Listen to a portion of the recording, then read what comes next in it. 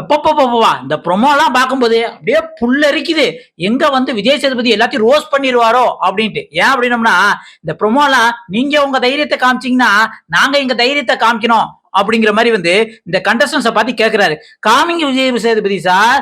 காமிங்க அதத்தானே சொல்றோம். இந்த ஒரு குறும்படம் கிறும்படம் போட்டு 4 பேத்த ஏறி வச்சு செய்வீங்க அப்படின்னு பார்த்தோம்னா, ஒண்ணுமே இல்ல. நீங்க எல்லாமே வந்து அநாகரிகமா நடந்துக்கிறீங்க. நீங்கலாம் இப்படி நடந்துக்கிட்டீங்கன்னா, நாங்க வேற மாரி நடந்துக்க முடியும் அப்படின்னு மிரட்டல் தொனியில விடுறீங்க தவிர, மிரட்டவே முடிக்கீங்க. அதுவும் பாருங்களேன், அந்த கமுதின் வந்து எல்லாத்தையும் அடிக்க வந்தது. அதுக்கப்புறம் வந்து திவாகர் பொண்ணுங்கிட்ட தப்பா நடந்துக்கிறது.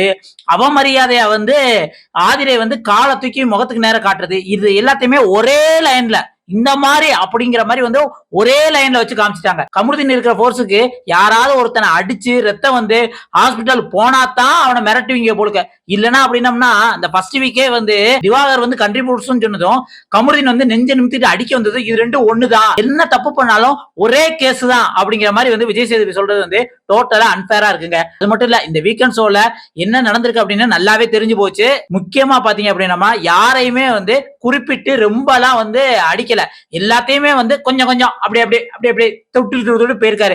அது மட்டும் தெரியுது. முக்கியமா வந்து அந்த ஜூஸ் ஃபேக்டரி டாஸ்க்கு வந்து அந்த பாவக்காய் ஜூஸை வந்து குடிக்க சொல்லி இது ரொம்ப கசப்பா இருக்கு. வாட்டர்மெலன் சொன்ன உடனே விஜய் சேதுபதி உங்களுக்கு இந்த ஜூஸ் எவ்வளவு கசப்பா இருக்கோ அதே மாதிரிதான் நீங்க விளையாண்டது எங்களுக்கு கசப்பா இருக்கு அப்படிங்கிற மாதிரி வந்து சுற்றி காட்டியாரு. இது டைரக்டாவே விஜய் சேதுபதி சொல்லிருக்கலாமே. என்னையா கேம் விளையாடுறீங்க?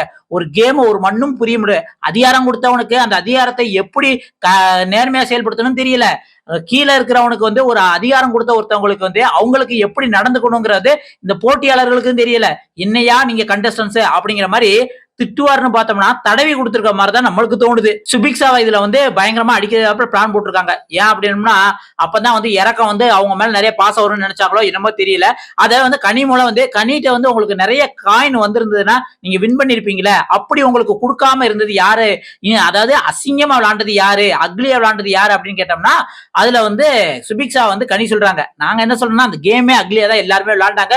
நீங்க கொடுத்த டாஸ்கா கொடுத்தாரு. இடையில தடுத்து கேமை ஒழுங்கா விளையாடுன்னு சொல்றது கூட ஆள் இல்ல. நான் கூட பிக் பாஸ் வந்து எல்லாத்தையும் லிவிங் ஹால்ல வச்சு என்ன கேம் விளையாடுறீங்க? இதுக்கு முன்னாடி சீசன்ல அப்படிதான் சொல்லியிருக்காங்க. என்ன கேம் விளையாடுறீங்க? கேவலமா விளையாடுறீங்க. ஒழுங்கா விடுங்க அப்படின்னு ஒரு வார்னிங் கொடுத்தாங்கனாலும் கொஞ்சமாவது கேம் இன்ட்ரெஸ்டா போயிருக்கும். ஆனா இவங்க கேமோட கண்டென்ட்டுக்கு தான் எதிர்பார்க்கறாங்க. அதே மாதிரி தான் நாங்களும் நீங்க எப்படி சண்டேல கண்டென்ட் எதிர்பார்க்கறீங்களோ அதே மாதிரி தான் விஜய் சேதுபதி வந்து ரோஸ்ட் பண்ணாதான் இந்த கேம் வந்து நல்லா இருக்கும். இந்த வீக்கெண்ட் ஷோவே ஒரு ஃபுல்ஃபில் ஆகும் அப்படின்னு எதிர்பார்ப்போம். நீங்க பாத்தீங்க அப்படின்னம்னா ஃபர்ஸ்ட் ப்ரோமோல வந்து இவங்க சண்டே போட்டுட்டு இருக்காங்க. அதை நாங்க தட்டி கேட்க போறோங்கிறீங்க. அடுத்தடுத்த ப்ரோமோல பாவக்கா ஜூஸ் கொடுத்து அந்த கேம் இப்படி இருந்ததுன்னு சொல்றீங்க. அடுத்து வந்து இந்த சண்டை போட்டதெல்லாம் எல்லாம் நார்மலைஸ் பண்ணிடுறீங்க. அதாவது வந்து கமருதீன் வந்து அடுத்தவன அடிக்க பாஞ்சதா இருந்தாலும் சரி, திவாகர் வந்து பொண்ணுகிட்ட தப்பா நடந்துகிட்டதா இருந்தாலும் சரி, ஆதிரை வந்து காலத்துடி கானா வினோத்து மேல வந்து போறது மாதிரி இந்த மாதிரி அவமரியாதை எல்லாமே ஒரே லைன்ல வைக்கிறது வந்து இந்த வீக்கெண்ட் ஷோ வந்து சும்மா ஒரு பேருக்கு நடத்துறீங்க. அது பேருக்கு விஜய் சேதுபதி வந்து ஏதோ வந்து சொல்லிட்டு போறாரு அப்படிங்கிற மாதிரி தான் நம்மளுக்கு இருக்கு. எனக்கு நம்ம ஹோஸ்ட வந்து அடுத்த சீசன்ல சேஞ்ச் பண்ணிடலாம் அப்படிங்கிற மாதிரி தான் நம்மளுக்கு தோணுது. இருந்தாலும் வந்து விஜய் சேதுபதி கடமைக்கு ரூபாயை வாங்கிட்டோம், சம்பளத்தை வாங்கிட்டோம், கடமைக்கு திட்டிட்டு போயிருவோம் அப்படிங்கிற மாதிரி தான் இருக்கு. ஏன் அப்படின்னா ஹோஸ்ட் மேல வந்து ஒரு நம்பிக்கை ஒரு பயம் இருந்தா தான் ரெண்டு விஷயம் இருக்கணும். ஒண்ணு நம்பிக்கை இருக்கணும், இன்னொன்னு பயம் இருக்கணும். நம்பிக்கைக்கு யாருக்கு இருக்கும் அப்படின்னம்னா கரெக்டா விளையாடுறவங்களுக்கு நம்பிக்கை இருக்கணும். தப்பா விளையாடுறோம், ஐயோ நம்ம தப்பா விளையாடுறோம் அப்படின்ட்டு வந்து ஹோஸ்ட் மேல பயம் இருக்கணும். டக்குன்னு தூக்கிடுவாங்களோ அப்படின்ட்டு. அட்லீஸ்ட் ஏதோ ஒரு கார்டை கொடுத்து ஏதோ ஒரு வார்னிங்கை கொடுத்து இனிமேல் வீட்டுக்குள்ள நீ அந்த மாதிரி தூக்குனாலே எந்த வித அறிவிப்பு உன்னை தூக்கி வெளியே போட்டுருவோம் அப்படிங்கிற மாதிரி. இதுக்கு முன்னாடி உள்ள பிக் பாஸ் அப்படித்தான் இருந்தது. நம்ம சரவணன் கூட பொண்ணுங்கிட்ட தப்பா நடந்துட்டோம் அப்படின்ட்டு சொன்னதுக்கு வந்து எந்த அறிவிப்பு இல்லாம வெளியே எடுத்துட்டாங்க.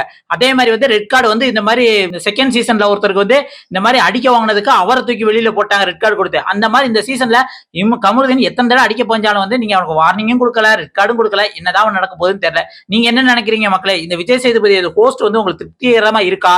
இல்ல அவர் இன்னும் வந்து காட்டமா பயங்கரமா வந்து வார்னிங் கொடுக்கணும், அதே மாதிரி நல்லா விளையாடுறவங்களுக்கு நம்பிக்கை கொடுக்கணும் அப்படின்னு உங்களுக்கு தோணுங்கிறத மறக்காம கமெண்ட்ல சொல்லுங்க. அடுத்த ஒரு வீடியோல சந்திக்கலாம். நன்றி, வணக்கம் மக்களே.